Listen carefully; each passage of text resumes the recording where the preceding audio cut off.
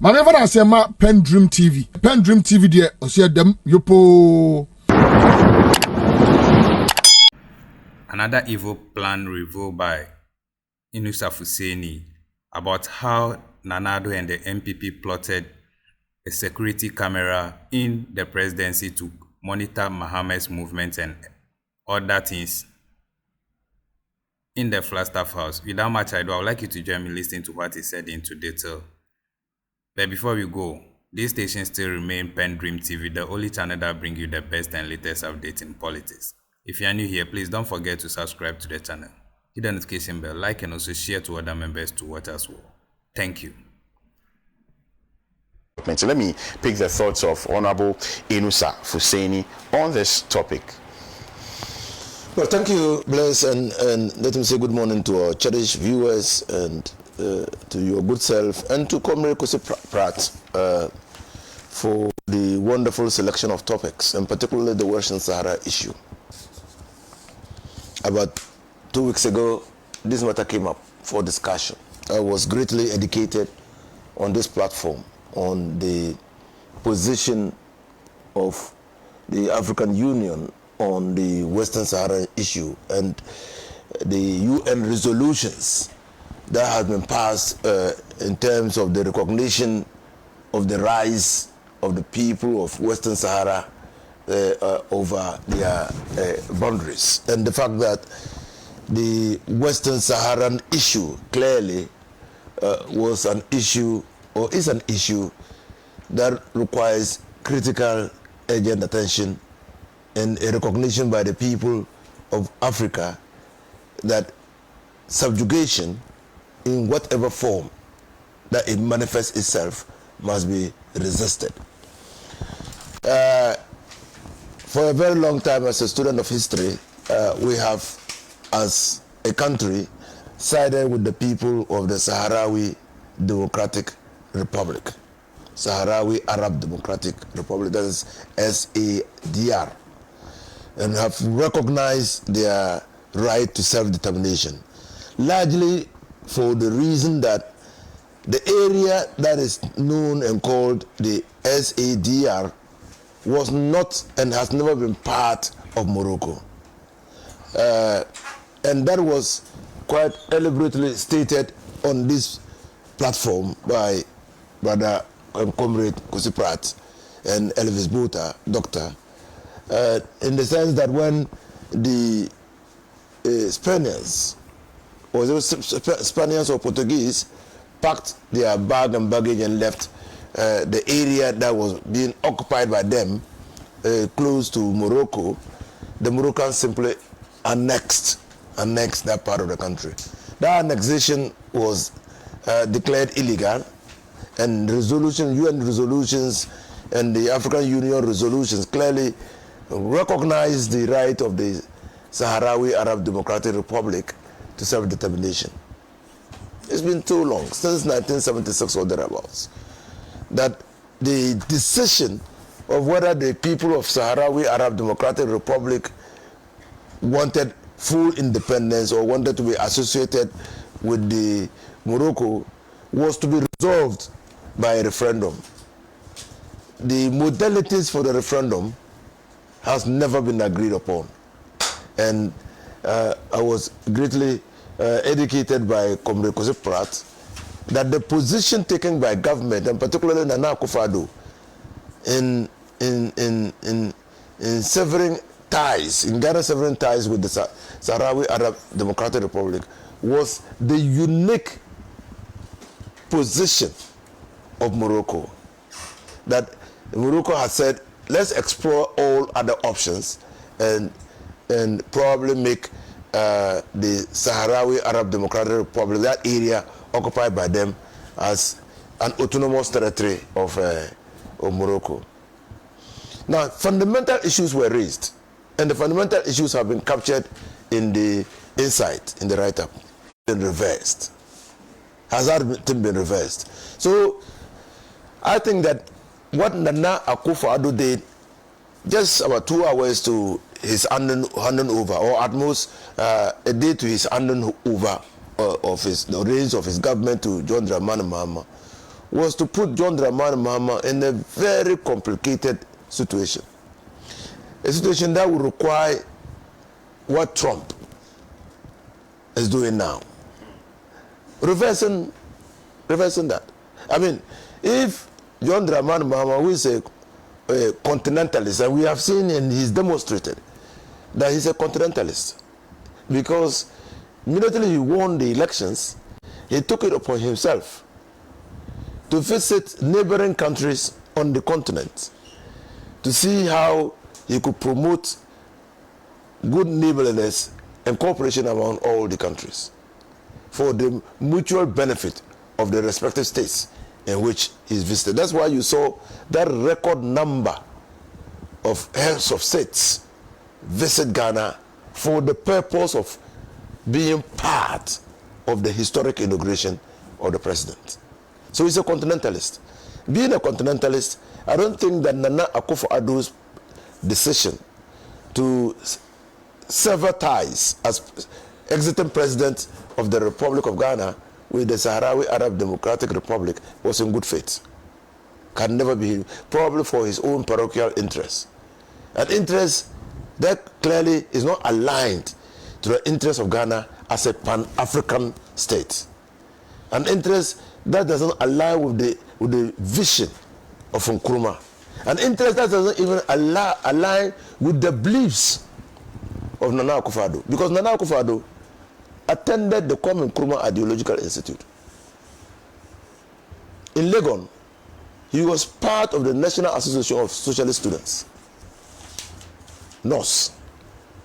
I got this information just yesterday. And so, Nana Akufo-Addo, as a student, a student with socialist leanings, Nana Akufo-Addo, as a graduate of the Kwame Nkrumah Ideological Institute, would have imbibed at least some sense of Pan-Africanism and socialism to define his orientation of how Ghana should relate to other countries.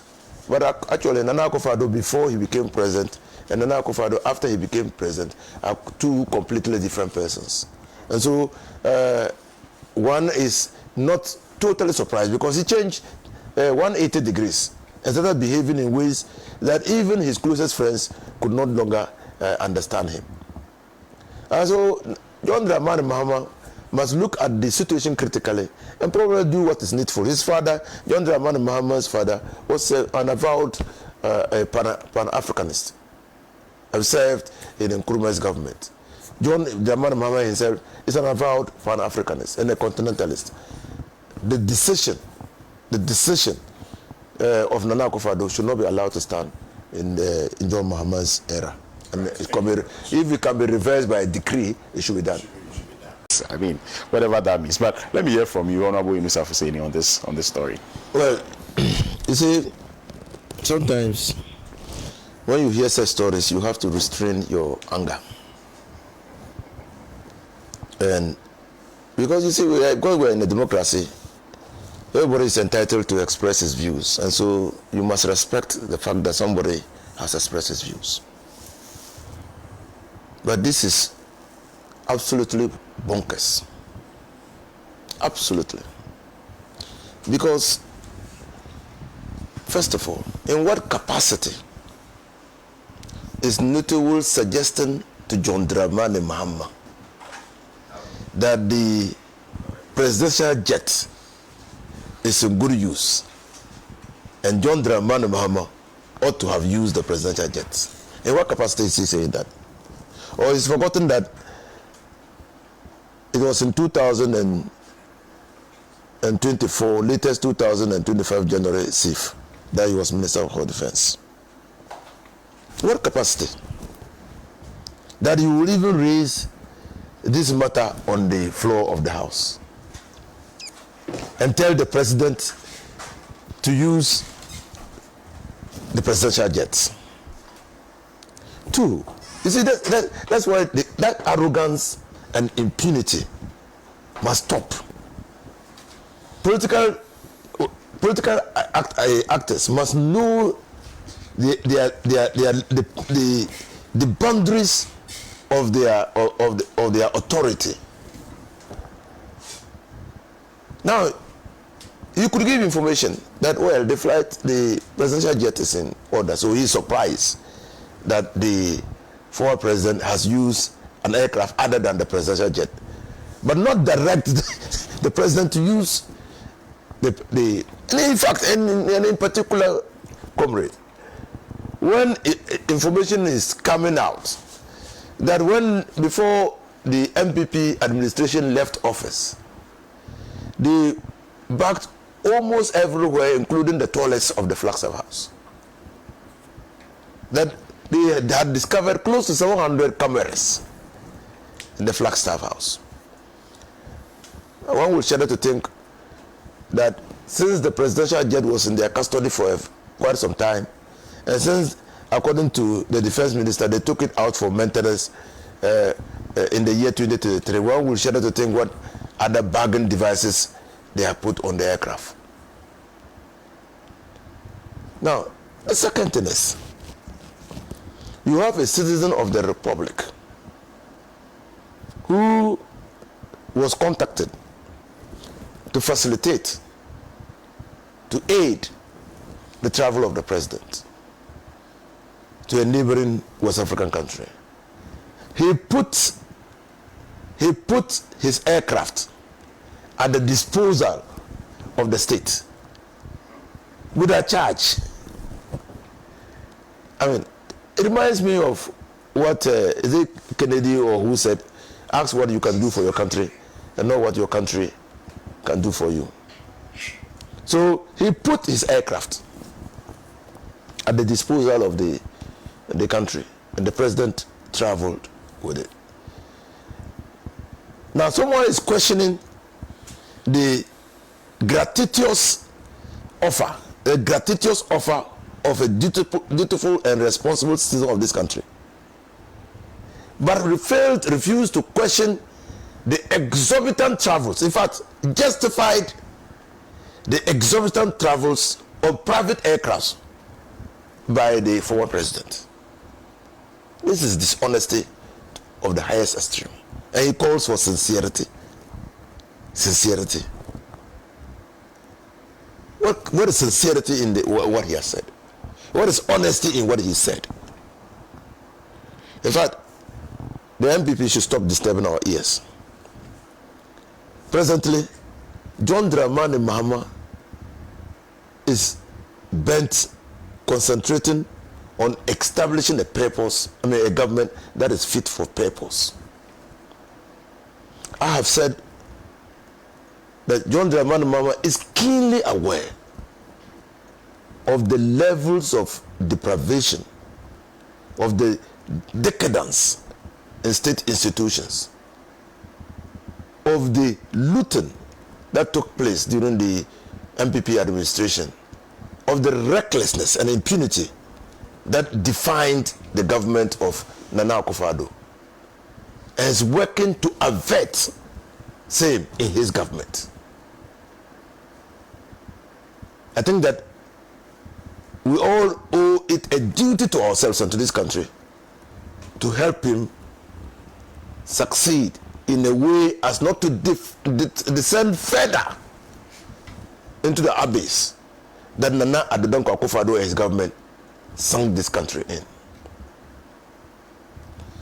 I don't know whether when Nitwood looks back, he doesn't see the seats of the NPP in the minority, and whether it has not struck him that it is the arrogance of power that led to that result, that decapitation of the NPP. Doesn't see it.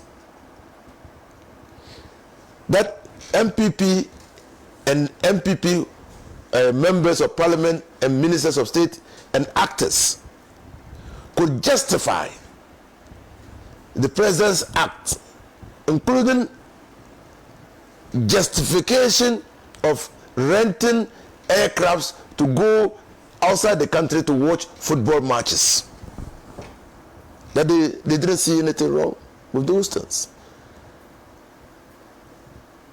Ibrahim Mahama gave his aircraft for the president to use for free. And that aircraft, in fact, when this matter came, they released social media, saw on social media the same aircraft being used by ministers of Nana Addo Akufo-Addo's government in the past for free. That was not a problem.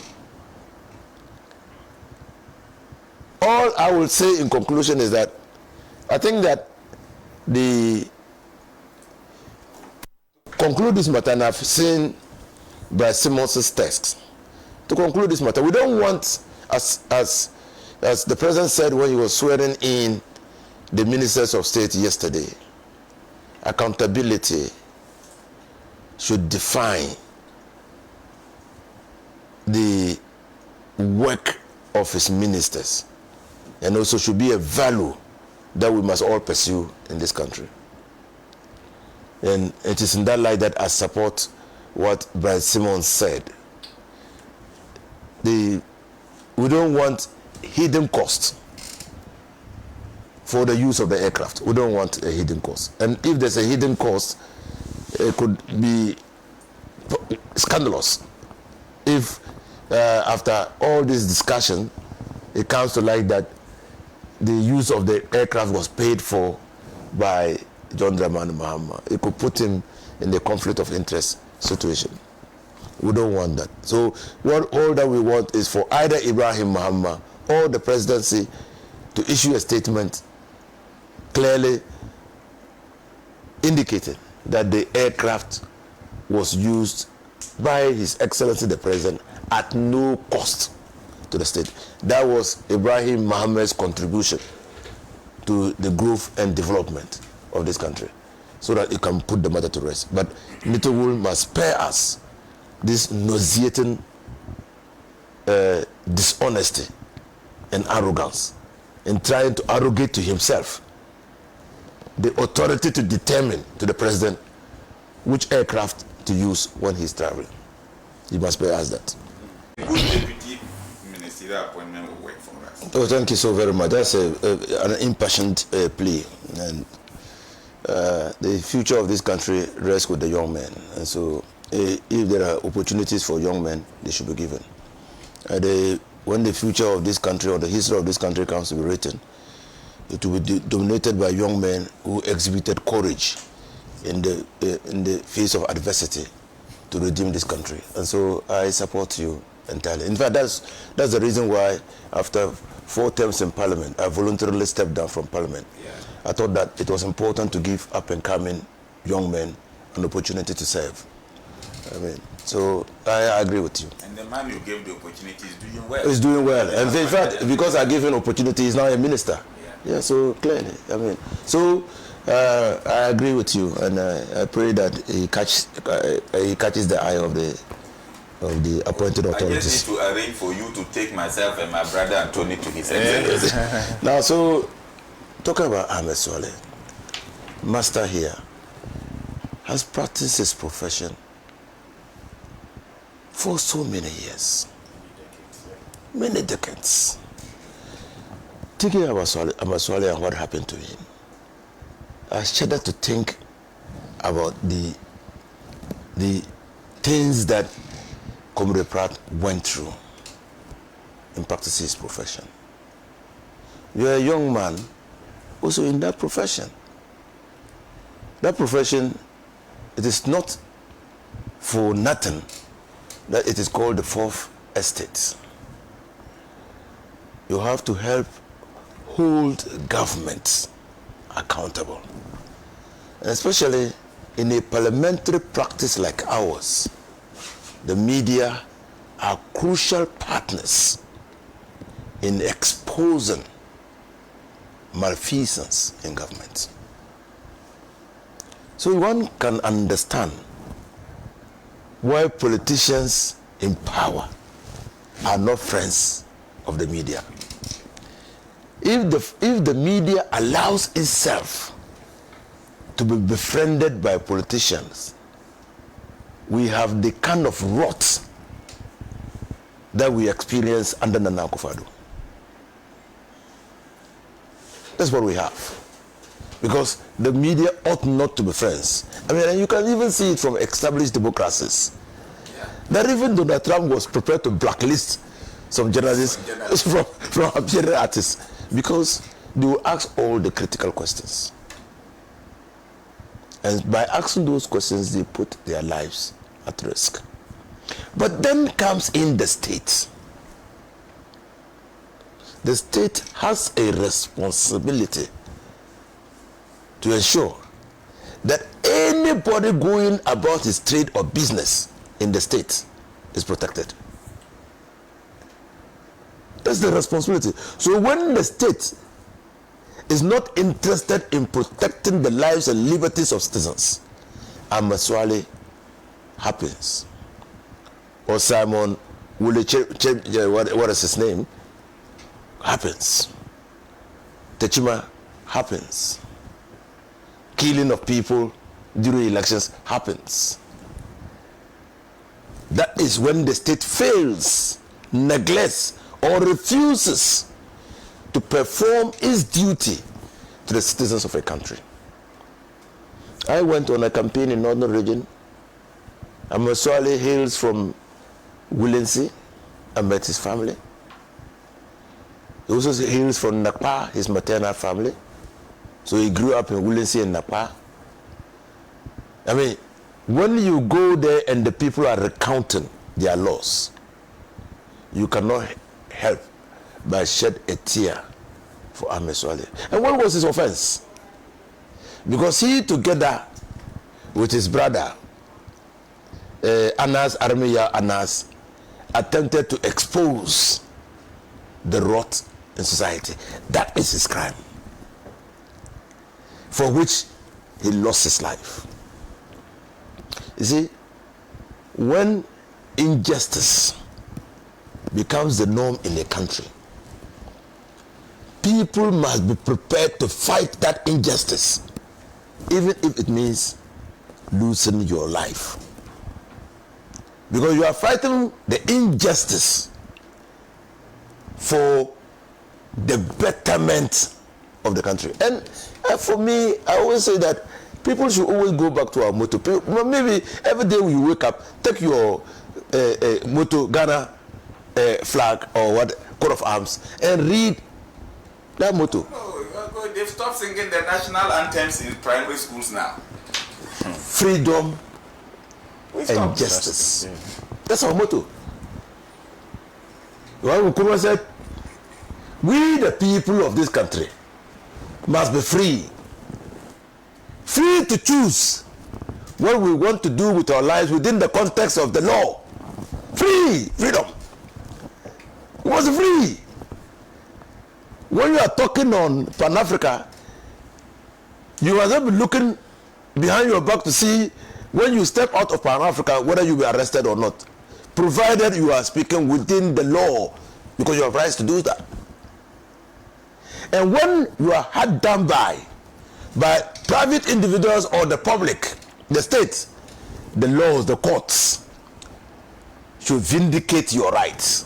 That's what comes across, freedom and justice. Yes. There are twin pillars, twin values of this country. How come that 6 years after the death of Amaswale, his family cannot get justice? How? It's not that the guy was engaged in any criminal activity and was killed. Those armed robbers who were shot dead on the roads, who talks about them?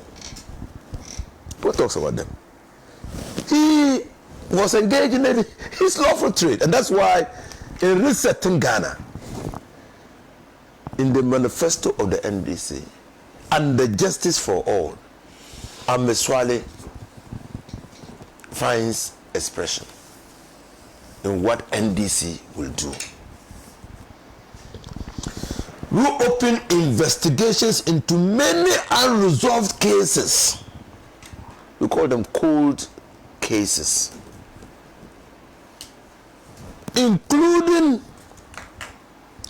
the Ayawaso West Wuogon election violence.